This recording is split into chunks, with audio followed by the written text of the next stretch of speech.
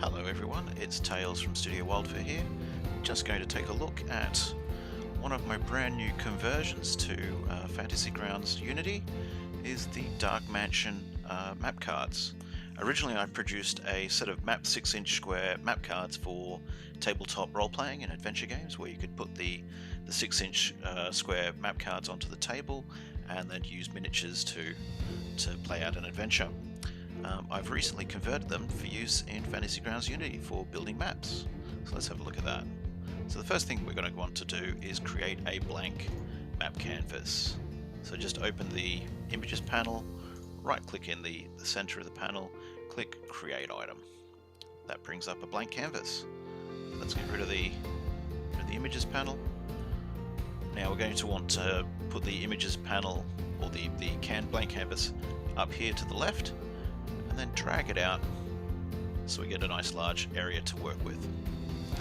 And the first thing to do is go to the grid, click on the little grid button, and change it from the default 50 to 180. Oops, not 5,000, 180, it's 180. There we go. So at 180, I use a default grid size of 180 for pretty much most things that I do on the digital canvas, mainly because it syncs up to having a real world scale approximation to 3 pixels per every inch. Now, the next thing we're going to want are the assets. So come down to the assets button, which will bring up your assets panel. Then you can sort through the different modules that you have installed by clicking images to bring up the images, everything that's got images in it. Then, assuming you have the module installed, go and look for the Dark Mansion. And here we go. So here's the Dark Mansion. So let's just put this panel over to the side here. Actually, just change its size a bit so we can see more assets. Okay, there we go.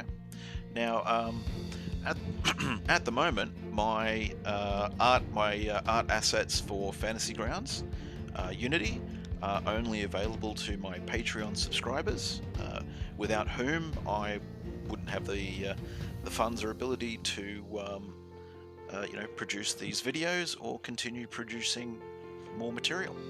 So if you want to help me out, please go over, subscribe. Every little bit helps. So let's have a look here. So these are all of the tiles. Now each one is basically a 6x6 set of grid square area. So it's pretty much a bunch of ready-made rooms. Now you could use this to make just an area of wilderness. There is a mansion here that I'll get to in just a second, but there's also sort of like the mansion grounds as well. Now, in order to start putting the tiles onto the canvas, we need to set up something first. That something we need to set up is the tile stamper tool. So back in the canvas control panel, we click on layers, click on the tile stamper tool, which is that little icon there. Don't use the layer selection button or the layer selection tool. It seems to be a little bit glitchy, or at least it is for me. I find I can do most things with the tile stamper tool anyway. So select the tile stamper tool. Now, because all of the ready-made map rooms that I've got here are pre-constructed to the same size, in order to have the tool stamp them down at the correct size, just grab one, pop it into that little square right there. That little square, normally when you would hit the tile stamping button on the screen, it will just stamp down multiples of whatever's, so if I zoom out, it'll stamp down multiples of whatever is currently preset in there. But by having it preset in there, whenever I drag things over, it seems to use that setting already. So let's get rid of these things. Okay, so let's just say we're gaming and we want to create an area of just wilderness. So we could come over here and start grabbing out. Oops, let's just align them to the grid. Grab out a little area of maybe there's the group are around a campfire. There's a road nearby. There's a couple of road tiles.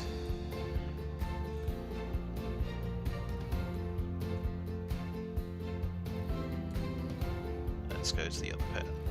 Pop over to the other page.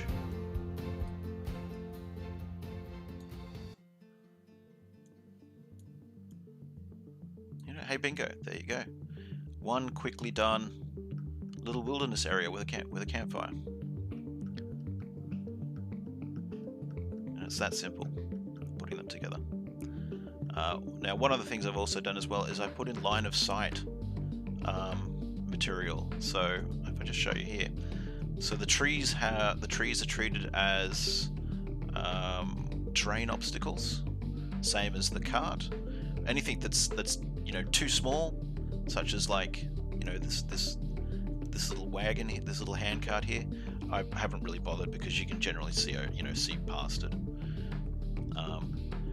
Now with these in place, it means that you can just put in a little character. Switch this to game mode. Turn on line of sight. Just pop this guy down. Select him. There we go. So we can see the area that he can see. So as we move around, the area that he can see, changes. If he's on the cart, he can see obviously who's either side of it. Same with the trees. If he's directly under the tree, he can see all around. But he might have trouble seeing who's on the other side of the tree. Maybe there's low-hanging bushes or something like that. It's really up to your game master how they want to treat that.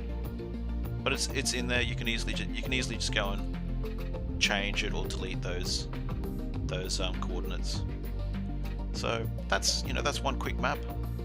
You could also go and create another map. So once again, just put that up to the side, make it bigger, change the grid to 180. There we go. Get out our assets again. Go back to the Dark Mansion. So let's actually create the Dark Mansion. So the Dark Mansion has a pretty simple format. It has an entrance. This is one of the entrances. So if I grab the other one, there's two entrances. So here's one type of entrance, here's another type. And you can see that there's a road coming off. So you could come along and just put these like that. Let's just say we're not going to use that one. Oops. I forgot to preload the tile stamper tool. I find that the layer selection tool creates a few bugs here and there. Sometimes it doesn't create bugs, sometimes it does. I just prefer not to use it because I'd rather have to just go through using the tile stamper tool to build the map rather than build the whole map and then discover that something's the wrong size because I used the layer selection tool somewhere. That's just me. But anyway, that's the entrance just there. Let's go to, so then we've got some middle blocks for so here's they're called the Nexus. Basically it's the middle. And it just snaps on like that. And there's another entrance. There's another entrance that we could have used. Well, you don't have to use the Nexus block. But there is the Nexus block because it's quite modular. You can sort of build it up as how you feel. Then we've got the other side. So it comes along, snap that on there. And that could be the other side of our little estate. So there's the front, there's the back, then we have two wings either side. So you could make it really small. So here's the end, here's bottom side. Where's the top side? Here's the top side.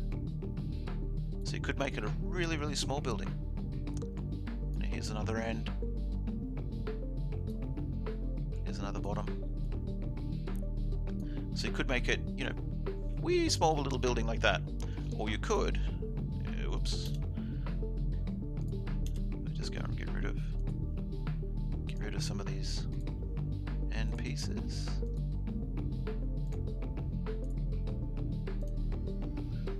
So you could, if I find them, here we go. So you could go and snap in some of these rooms. So there's a set of rooms there. Let's use this one here. And let's just say we've got one room here, one set of rooms out on this side. So this isn't going to be as big as this area.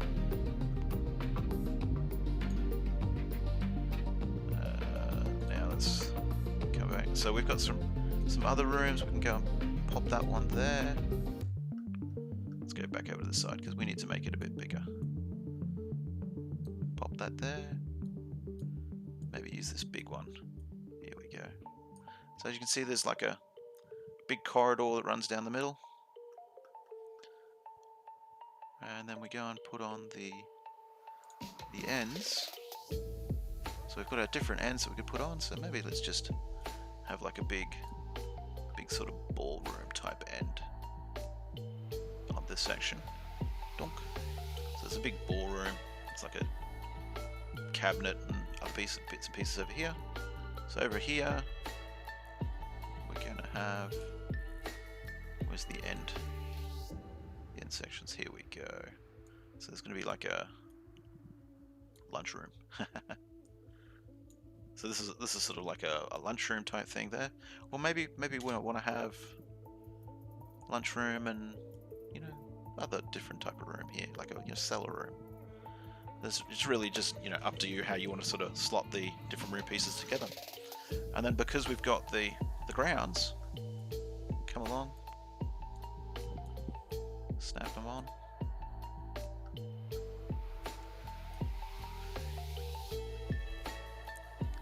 The whole idea is that you can just quickly build a mansion. Oops.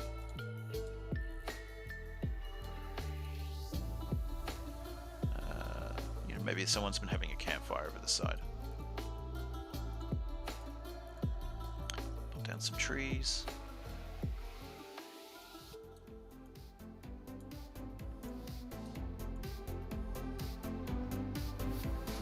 Some more, you know, another area with some trees. So that way it starts to build up, and that's the whole basic idea of the Dark Mansion. Now, one thing that I really like is the ability with Fantasy Grounds Unity is you can have line of sight turned on. So with it turned on, the whole map is dark because it hasn't been revealed to the players. But if you create an encounter, I've just put a fellow on the map, selected him, and here we go. We can see that each map tile has the line of sight information for the walls built in. It's also got information such as, you know, there's a door there, there's also a window. So this window could be closed or open.